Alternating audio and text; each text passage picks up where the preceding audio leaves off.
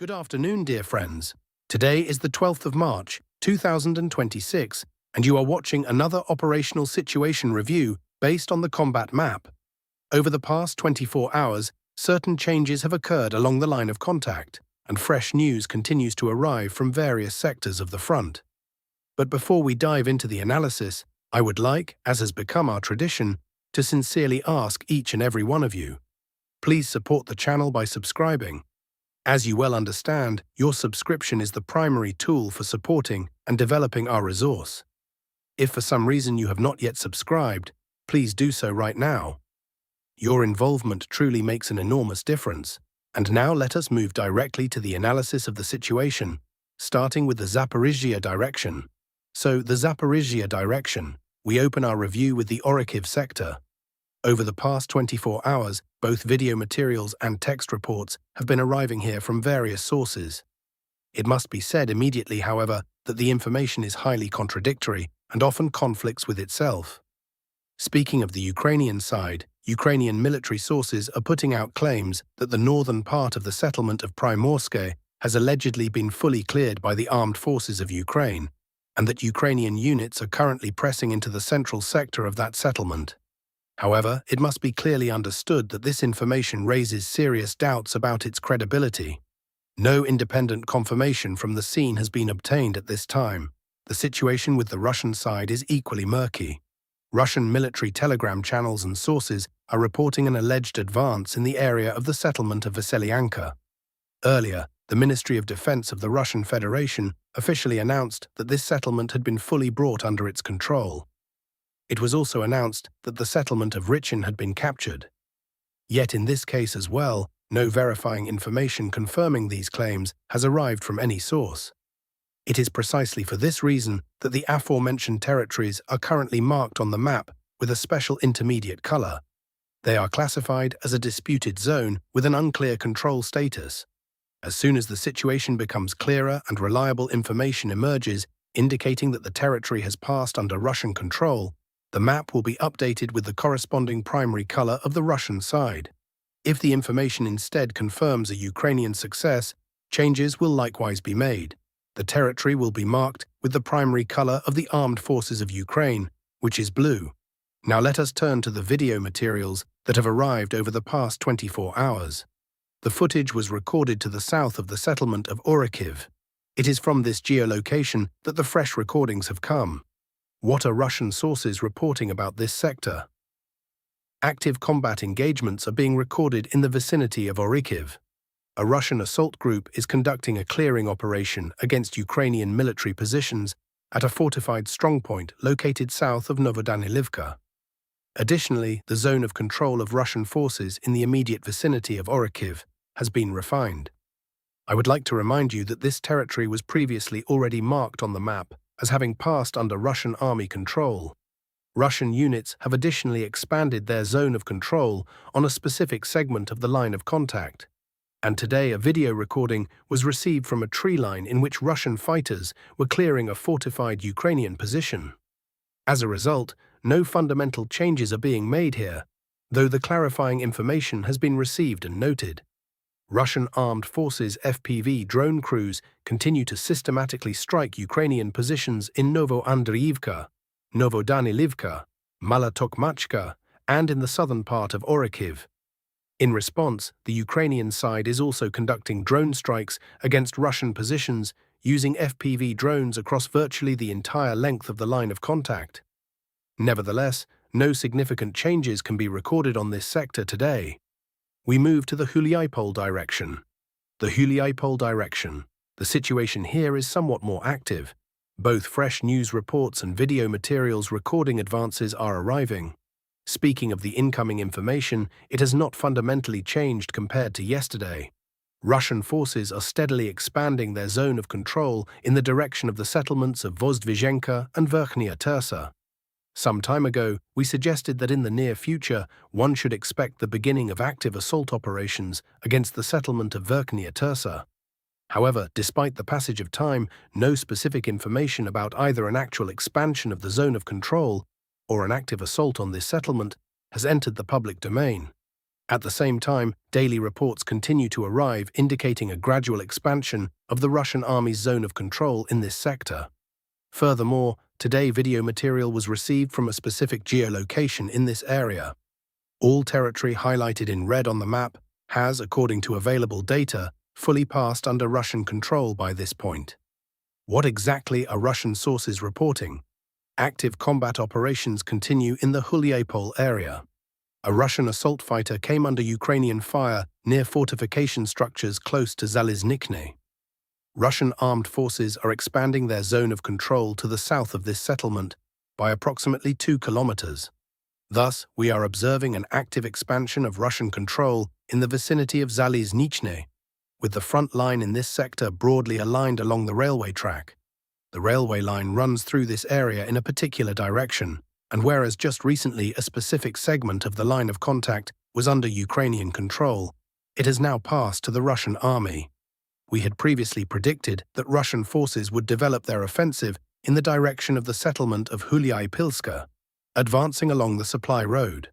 And now we are indeed seeing exactly this kind of development. The expansion of the zone of control is occurring in precisely this direction. It appears that yet another specific segment of the line of contact is also under Russian control. In the near future, with a high degree of certainty, one can expect the clearing of the formed pocket, after which the front line in this sector will take on a different configuration. Such is the situation on the Julipole direction at the present moment, and we move forward. The Denipropatrovsk direction. Yesterday, a significant number of comments arrived from subscribers pointing out that the video clip distributed through a Telegram channel and allegedly filmed in Orekhiv does not correspond to reality and was in fact recorded considerably earlier than stated.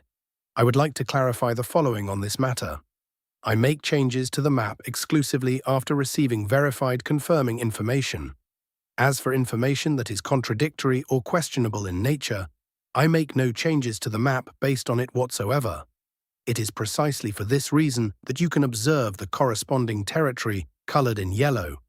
This color denotes the recording of an advance in favor of the armed forces of Ukraine, but without a transition to the primary blue color of the Ukrainian side, since the incoming information remains contradictory. Should this information receive confirmation, should it be reliably established that Ukrainian military personnel fully control Orekhiv, as well as Vishneve, Otradne, and Alexandrivka, then the corresponding changes will be immediately entered in the color of Ukrainian control. An analogous procedure was already applied previously with regard to the settlement of Ternov. Initially, Ternov was marked on the map as territory under Russian control with the corresponding coloring. But after Ukrainian military personnel entered this settlement, it was displayed in yellow intermediate status color for an extended period. Following the receipt of full confirming information, it was transferred to the primary blue color, the color of Ukrainian control. At the present time, Russian forces are making active attempts to reclaim previously lost positions, and the corresponding territory is now once again marked in red. At the same time, it must be clearly understood.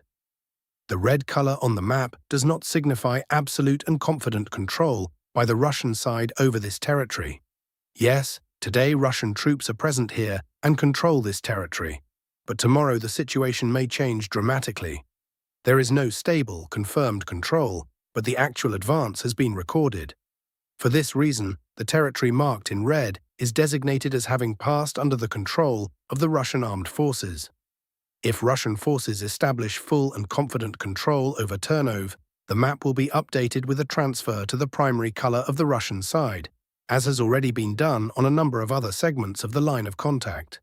Thus, there are no fundamental changes on this direction today. And some subscribers in the comments are asking why I immediately introduce markings when Ukrainian fighters appear.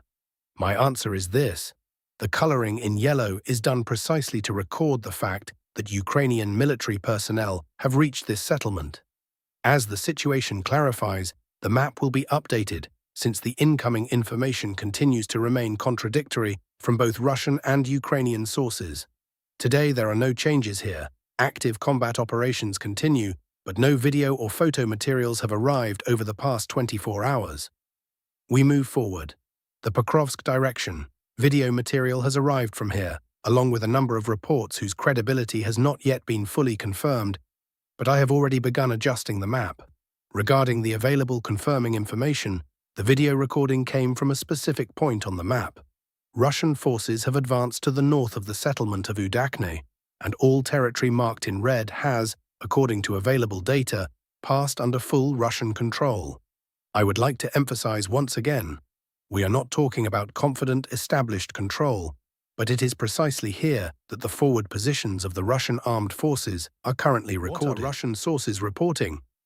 Active combat engagements continue in the Pokrovsk area. A Russian assault fighter came under Ukrainian fire north of Udakne.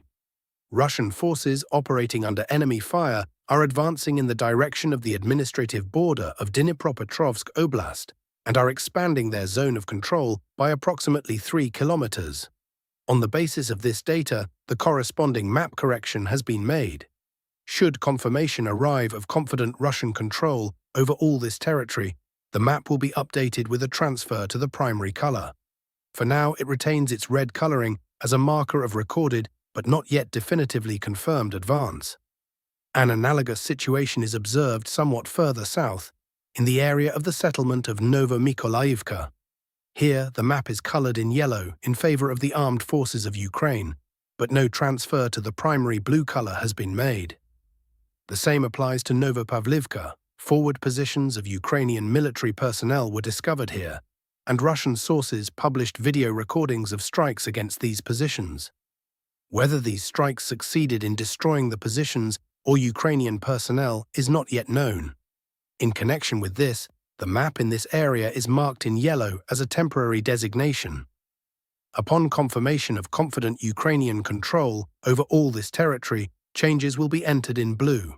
There are also changes in the area of the settlement of Hryshine. An advance by Russian forces has been recorded here, and the map has been adjusted on this segment. However, alongside this, information is arriving that a number of buildings and structures in this area are still under Ukrainian control, which calls into question part of the incoming reports. If it indeed turns out that this entire territory has passed under Russian control, this will certainly be reported in tomorrow's episode. At the present moment, information about an expansion of the zone of control has been recorded, but its full reliability remains in question. At the same time, certain pro-Russian Telegram channels are already displaying the map with a quite extensive Russian zone of control in this area. We spoke yesterday and the day before yesterday about the presence of zone of control expansion here, but without specific confirming information from the settlement itself. The most recent video materials received were recorded from several specific points where the forward positions of Russian forces were located.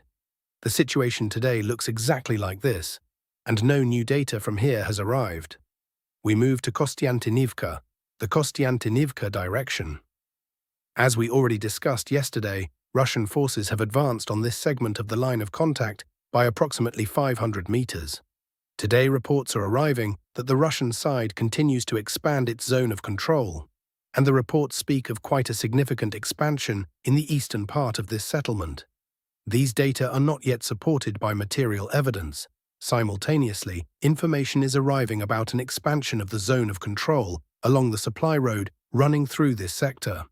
According to available assessments, Russian forces have already aligned the front line along this supply road. As soon as confirming information appears, the map correction will be made without delay, and all details will be communicated to you. Today, only news reports are available. The most recent video material was received from a specific point in this area where the forward positions of Russian forces were located. Regular viewers of the channel who watch episodes consistently are well acquainted with other points from which materials about the advance of Russian forces in this settlement were previously arriving. Furthermore, reports are arriving about an expansion of the zone of control between the settlements of Dolha Balka and Ilinivka, with movement being carried out in precisely this direction. It is noteworthy, however, that identical reports have been arriving for 3 consecutive days now, while no actual advance has yet been possible to record. Such is the situation on this direction today, and we move further along, the Sloviansk direction. Today only news reports are available, and no changes had been recorded at the time of recording this episode. Reports are arriving from the area of the settlement of Privilia. According to this information, Russian forces are expanding their zone of control in the wooded areas located to the west of this settlement. As we already noted previously, the reference is to a specific forest tract situated to the west of Privilia. A number of sources are also reporting an expansion of the zone of control in the vicinity of the settlements of Fedorivka Druha and Nikiforivka.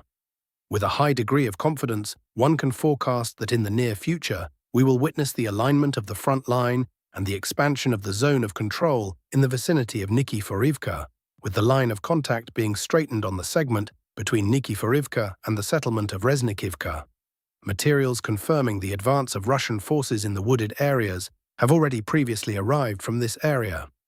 Russian forces are conducting an active advance through the indicated forest tracts, and in the near future, with high probability, one should expect an expansion of the zone of control, with Russian military personnel fully encircling the formed pocket. As for Reznikivka, reports of an existing expansion of the zone of control are also arriving from there, but without any material confirmation. The most recent verified data arrived from a number of specific points, and since then, no additional confirming materials have been received. Russian forces continue to carry out systematic strikes against Rai Oleksandrivka and Kalaniki. No actual advance in these areas is possible to record on this day. We continue our review. The Creminina direction. Here too the situation reduces to nothing but news reports with no changes to the map. Reports are arriving about an expansion of the zone of control in the vicinity of the settlement of Drobyshev. It is important to note that the reference is to the immediate surroundings and not to the settlement itself. Simultaneously, information is already arriving about an expansion of the zone of control in the area adjacent to Drobyshev. Based on the totality of incoming data, it can be stated with a fairly high degree of confidence that Drobyshev is under Russian military control. The greater part of this settlement has passed under Russian control, and it is possible that a mopping up of the remaining blocks is currently underway. The fact that reports are already arriving about an expansion of the zone of control in the immediate vicinity of this settlement indirectly confirms this conclusion. One can assume that Russian forces are advancing through the forest tracts located to the south of Drobyshev. Information had also previously arrived that the Russian side intends to expand its zone of control to the south of Yarova and Drobyshev, moving in a specific direction with the goal of fully severing the supply routes and disrupting the logistics of the Ukrainian grouping in the Lyman area. As for Lyman itself, reports are also arriving from there of an expansion of Russian control in the eastern part of the city. But exactly how far Russian forces have advanced in this sector cannot yet be reliably established. Nevertheless, the incoming news indicates active operations here as well. We move forward. The Kupansk direction. Here there are likewise only news reports.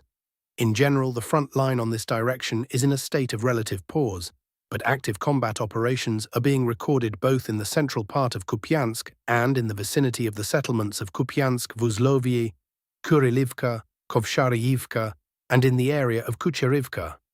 Any significant advance on this sector has not been recorded for a period of several weeks. At the same time, an advance in favor of the Russian army is not excluded in the near future, since the offensive activity of the Ukrainian armed forces on this direction has effectively ceased. According to available information, a significant number of foreign mercenaries were operating as part of Ukrainian formations here, but it appears their combat potential has by now been substantially exhausted in the fighting. In connection with this, Russian forces may well transition to active offensive operations on this segment of the line of contact in the foreseeable future. This is all the available information on the Kupansk direction today, and we move to the Sumy direction. News reports continue to arrive here. Messages are coming from the vicinity of the settlement of Pokrovka. According to this data, Russian forces are expanding their zone of control to the south of this settlement, advancing through the forest tracts located in this sector. The references to these specific forest tracts let us recall that they were previously under Russian control, after which the armed forces of Ukraine conducted a counterattack that pushed Russian units back, and now Russian forces are in turn again applying pressure against Ukrainian positions on this segment. Recently, the settlement of Popivka passed under Russian control, and Russian forces also expanded their zone of control to the west of this settlement. However, today only news reports are available here. An analogous situation is developing with regard to the settlements of Andreevka, Oleksivka, Vorozhba, Yablonovka, and Unikivka. Reports of zone of control expansion are arriving across the entire length of this front segment. Regular viewers of our channel will remember well that these reports are mentioned practically every day, yet no actual verified advance in these areas has been possible to record to date.